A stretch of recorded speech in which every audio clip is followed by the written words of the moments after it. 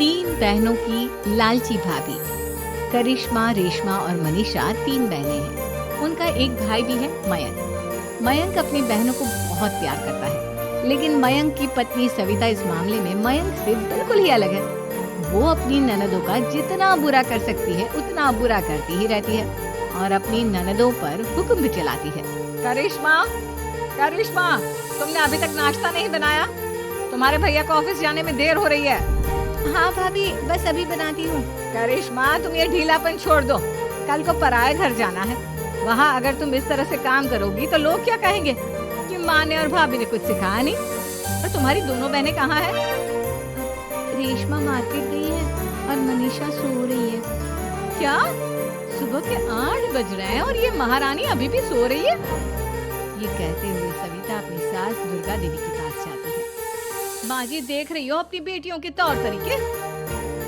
क्या हुआ बहू? सुबह सुबह क्या कर दिया मेरी बेटियों ने? अरे एक तो अभी अभी उठकर किचन में गई है, दूसरी सुबह सुबह बाहर चली गई और तीसरी अभी तक सो रही है। क्या करूं मैं इन दिनों का? मैं तो परेशान हो गई हूँ। जाकर उठा उसे और रेशमा से मैं बात करती हूँ। सविता सीधा मनीषा के कमरे में जाती है और उसको कहती है, महारानी जल्दी उठो, सूरज सर पर आ गया है। भाभी थोड़ी देर और सोने दो ना, मैं रात को लेट सोई थी। वो क्या है ना, यूनिट टेस्ट चल रहे हैं। शराफत से उठती है या नहीं, या फिर पानी की भरी बाल्टी डालूं तेरे ऊपर? नहीं भाभी, मुझे बिस्तर में नहीं नहाना, उठती हूँ मैं। मनीषा जल्दी से उठकर बाथरूम में चली जाती है। सभी आराम से बैठकर नाश्ता कर रहे होते कि तभी रेशमा बाजार से हाथ में सामान लिए आ जाती है। रेशमा को देखते ही सविता उस पर बरस पड़ती है।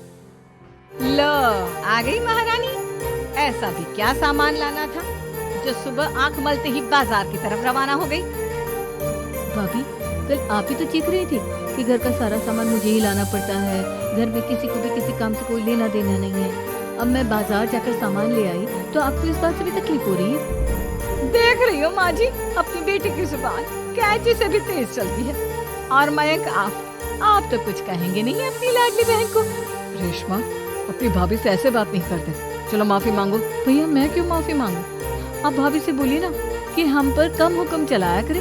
हम इस घर की बेटियां हैं और आपकी पत्नी की ननद है, नौकरानी नहीं। लो कर लो बात। इनकी भलाई के लिए कुछ भी बोलो तो इन्हें बुरा लग जाता है। इस घर में यही इज्जत है मेरी। देख लो माँ जी, आपकी बेटी किस लहजे में मुझसे बात कर रही है। सविता वहाँ से चली जाती है। मयंक को बहुत गुस्सा आता है, वो भी वहाँ से चला जाता है। फिर करिश्मा रेशमा को समझाती है। रेशमा, तुम्हें भाभी से माफी मांग लेनी चाहिए थी ना। लेकिन दीदी, मैंने कुछ किया ही नहीं, तो मैं माफी क्यों मांगू?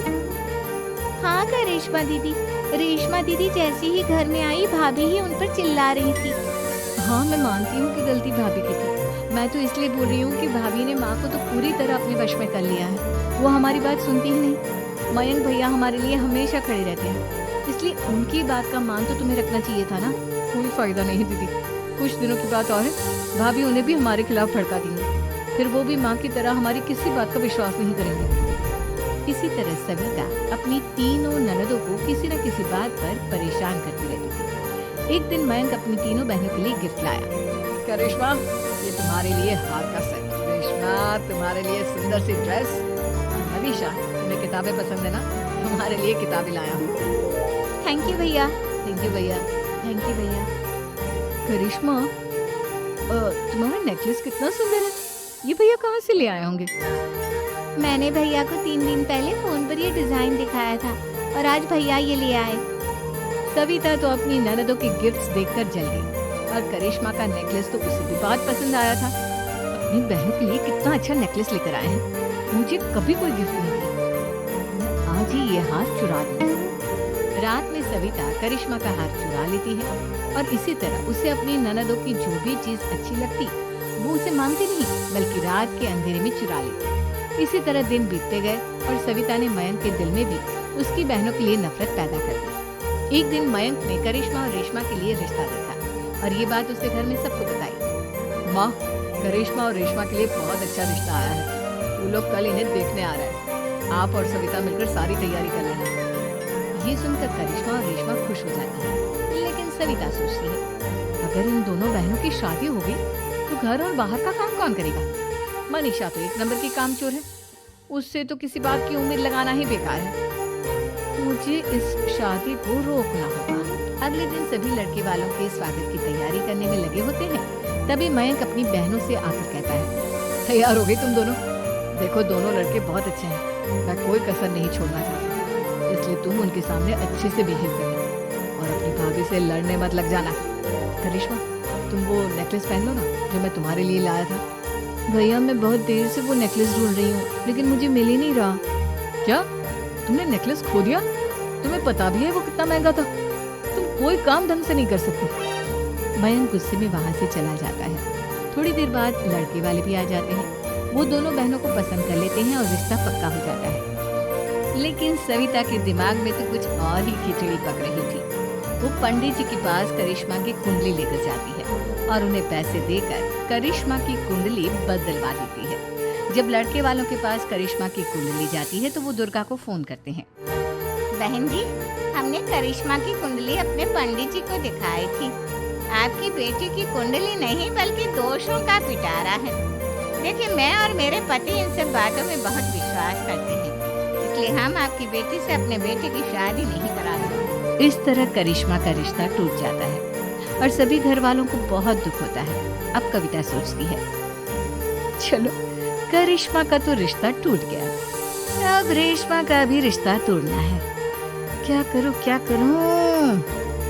अब सविता आवाज बदलकर किसी अननोन नंबर से रेशमा के होने वाले ससुराल में फोन करती है। हेलो, मैं कौन हूँ कौन नहीं ये आपके लिए जानना जरूरी नहीं। बस इतना सुन लो कि रेशमा का 2 साल से किसी के साथ अफेयर चल रहा है। बस रेशमा का रिश्ता तोड़वाने के लिए सविता का इतना कहना काफी था। अब रेशमा का भी रिश्ता टूट गया। मयंक और दुर्गा देवी ने रेशमा को खूब खरी खोटी सुनाई और उससे बार बार उस लड़के के बारे में पूछने लगे। आप दोनों मुझे क्यों परेशान कर रहे हो? अरे कोई लड़का होगा मेरी लाइफ में तो मैं बताऊंगी ना। जब कोई है ही नहीं तो कहाँ से लाऊं मैं कोई लड़का? तेरे होने वाले ससुराल वालों को फोन किसने किया था? माँ मैं नहीं जानती किसने फोन किया था, मैं सच कह रही हूँ। मैं तो पहले ही कह रही थी इसकी लगाम खींच कर रखो, लेकिन मेरी सुनता ही कौन है। आप चुप रहिए भाभी, ये सब आपका ही किया धरा है। अब तीनों बहनों को विश्वास हो जाता है कि ये सब उनकी भाभी ही कर रही है। तीनों बहनें अपनी भाभी को सबक सिखाने के लिए एक वकील कर लेती है और घर में हिस्सा मांगती। देखो भैया, माँ बाप की जायदाद में जितना बेटों का हक होता है उतना ही बेटियों का, इसलिए इस घर के 4 हिस्से होंगे और हमें अपना हिस्सा चाहिए। मैंने तुम्हारे लिए क्या क्या नहीं किया और तुम इस घर में हिस्सा मांग रही हो? भैया, आप और माँ हम बहनों की कोई बात नहीं सुनती हो और भाभी हमारी शादी नहीं होने देगी क्योंकि उन्हें लगता है कि आप हमारी शादी में ज्यादा पैसा लगाओगे और उन्हें हम जैसी फ्री की नौकरानी कहाँ मिलेगी। तो हम भाभी के साथ तो रह नहीं सकते, हम बहनों को अपना हिस्सा चाहिए। अरे तुम्हें शर्म आनी चाहिए अपनी भाभी पर ऐसा इल्जाम लगाते हुए। वो तुम्हारे बारे में कितना सोचती है। हाँ माँ, भाभी हमारे बारे में बहुत सोचती है। दिन रात बस यही सोचती रहती है कि किस तरह से अपनी तीनों ननदों को परेशान करूं और कभी मुझे पढ़ने भी नहीं देती। दोनों बहनों का रिश्ता भी तो इन्होंने ही तोड़वाया है और रात में हमारे कमरे में आकर हमारी चीजें भी चुराती हैं। इसी तरह सविता की तीनों ननदें अपनी बात पर अड़ी रही। अब कोर्ट में तारीख भी शुरू हो गई। जब सविता को लगा कि उसकी तीनों ननद इतनी आसानी से नहीं मानने वाली, तो उसने अपने पति और सास को सारी सच्चाई बता दी और अपनी तीनों ननद से माफी मांगी। मयंक और दुर्गा को भी अपनी गलती का एहसास हो गया। अब सविता खुद करिश्मा और रेशमा के लिए अच्छा रिश्ता ढूंढती है और उनकी शादी करवाती है।